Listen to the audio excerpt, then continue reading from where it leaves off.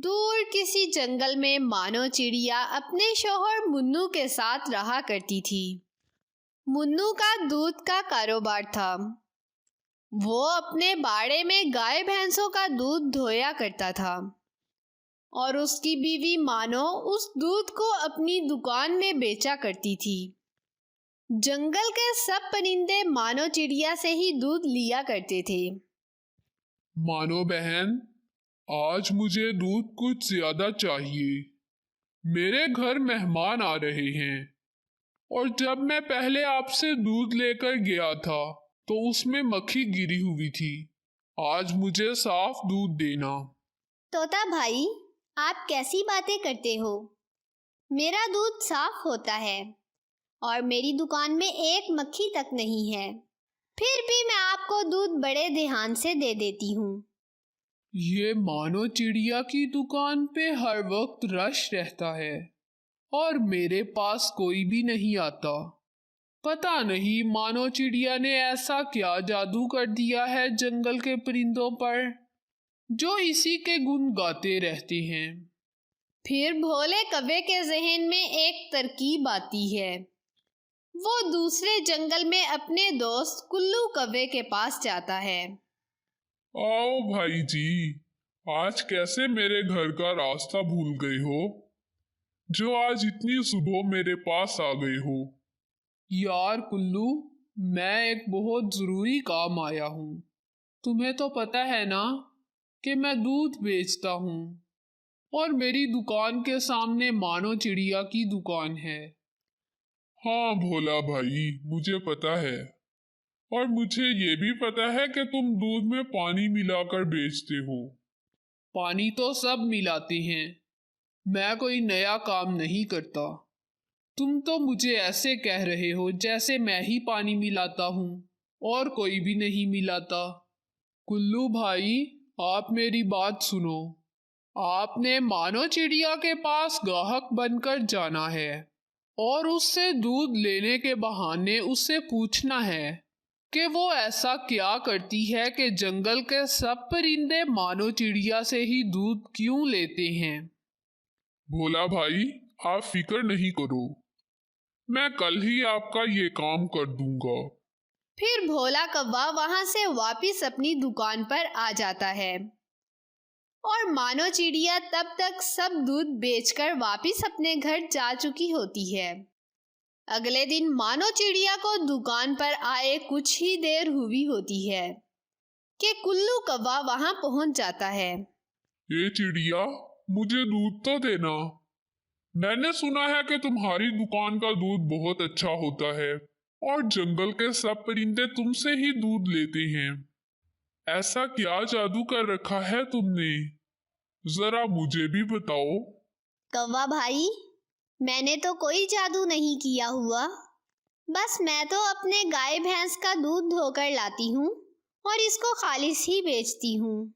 किसी भी किस्म की कोई मिलावट नहीं करती। मैंने तो सुना है वो सामने जो कौवा बैठा है, दूध तो उसका भी खालिस होता है।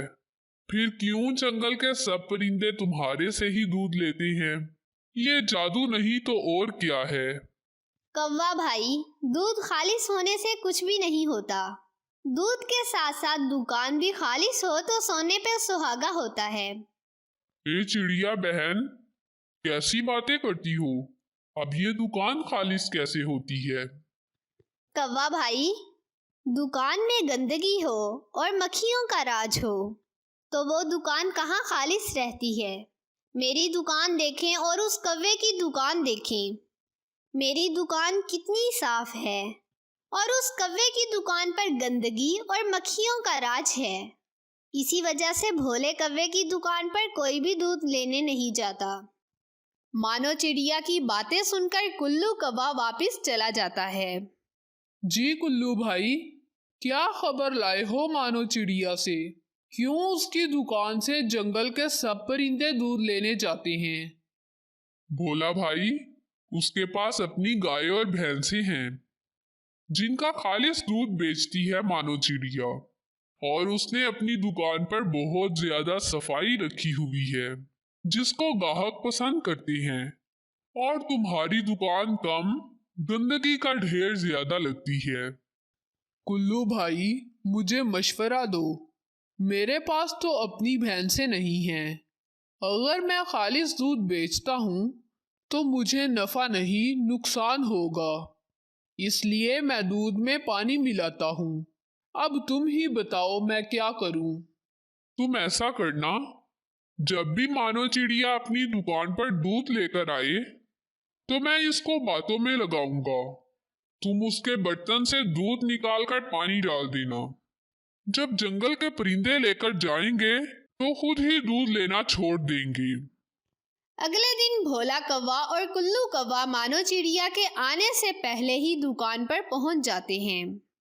जैसे ही मानो चिड़िया दूध लेकर आती है, कुल्लू कौवा मानो चिड़िया की दुकान पर जाता है और मानो चिड़िया से बातें करना शुरू कर देता है।